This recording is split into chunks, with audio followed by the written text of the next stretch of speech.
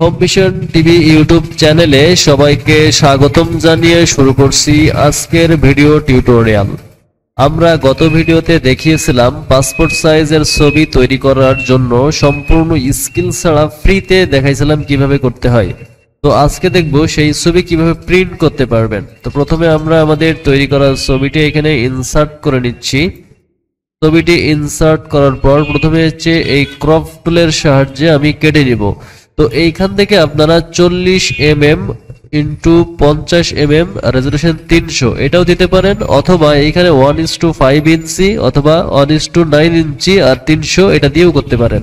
তো আমি 40mm into 50mm যেটা এটা দিয়েই করতেছি। বরাবর ছবিটা আমি সাইজ করে নিলাম। এইখান থেকে ছবিটি সাইজ করে নেওয়ার পর আমি এখানে এন্টার চাপলাম।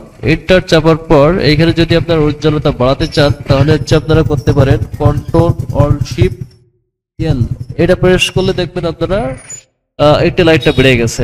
যদি আরো চান আরো বাড়ানোর জন্য তাহলে এটা ডুপ্লিকেট লেয়ার করে নেবেন। ডুপ্লিকেট লেয়ার করার পর উপরের লেয়ার সিলেক্ট করা অবস্থায় নরমাল থেকে স্ক্রিন ক্লিক দিবেন, দেখবেন একটু আরো উজ্জ্বলতা বেড়ে যাবে।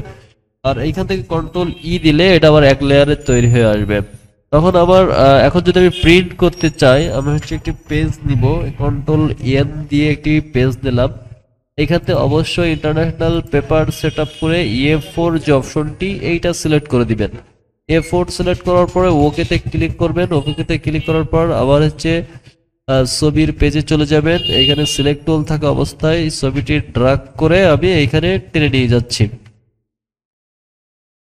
আবার উপরে দিয়ে দিলাম। এবার এইখানে আপনার কন্ট্রোল অল্টার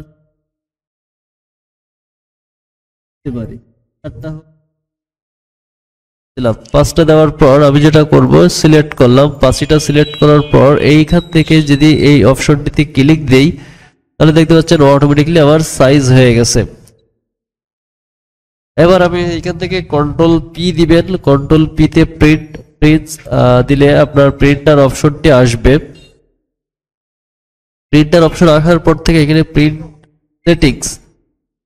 সেটিংস থেকে আপনার প্রিন্টটা যদি ভালো হয় তাহলে অবশ্যই এখান থেকে স্ট্যান্ডার্ড দিতে পারেন, তবে আমি হাইটা ইউজ করতেছি।